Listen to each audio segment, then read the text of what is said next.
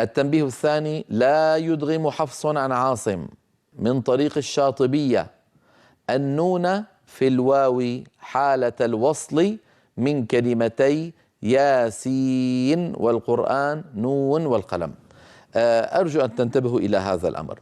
عندنا في مطلع سورة ياسين قوله تعالى بالحروف المقطعة: يا سين، آخرها نون ساكنة، سين كما سيأتي معنا هذا مد لازم حرفي مخفف يمد بمقدار 6 حركات، سيأتي معنا هذا في المدود بإذن الله تعالى. ياسين آخر النطق نون ساكنة، والقرآن التي بعدها أول حرف منطوق واو، فهل ندغم هذه النون نون ياسين في الواو أم لا؟ بعض القراء رووا لنا الإدغام وبعض القراء رووا لنا الإظهار. حفص رحمه الله عن عاصم من طريق منظومة الشاطبية التي هي منتشرة في أغلب البلاد الإسلامية على ألسنة الناس رواها بالإظهار هكذا: ياسين والقرآن الحكيم، مظهرة النون.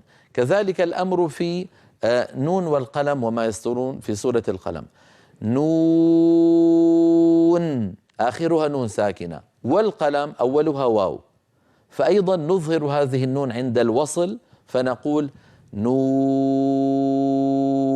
والقلم، لا ندغم برواية حفص عن عاصم من طريق الشاطبية. أما رواية حفص عن عاصم من طريق كتاب النشر أو منظومة طيبة النشر التي هي نظم لكتاب النشر، فإن لحفص في النشر أو في طيبة النشر 54 سلسلة.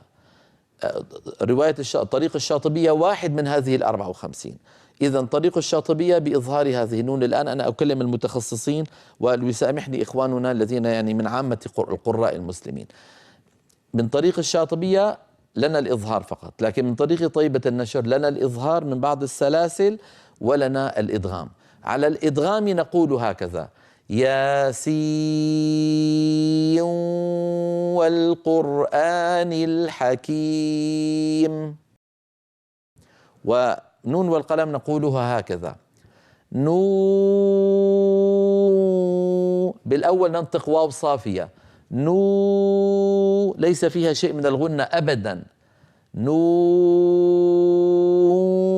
لما نأتي للإدغام نأتي بالغنة، بحاجة إلى شيء من المهارة، بحاجة إلى تدريب على أيدي أستاذ، يكون النطق هكذا: نون والقلم وما يسطرون. أعود فأقول: هذا الإدغام ليس لحفص عن عاصم من طريق الشاطبية، هو من بعض سلاسل حفص عن عاصم من طريق منظومة طيبة النشر للإمام ابن الجزري رحمه الله تعالى. بالنسبة لنا هذه معلومة أذكرها لكم، معلومة إضافية. أما الذي أريدكم أن تفعلوا إن وصلتم ياسين مع والقرآن أن تظهروا النون، الإظهار أسهل الأحكام: ياسين والقرآن الحكيم، عادي.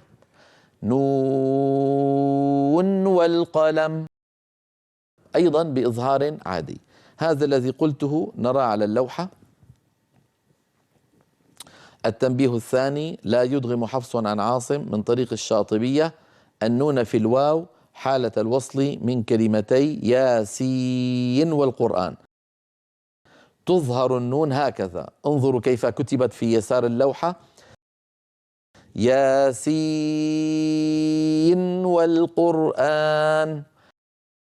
السطر الأخير: نون والقلم وما يسطرون، أيضا نظهر النون فنقول نون والقلم، مظهرة النون، مظهرة النون.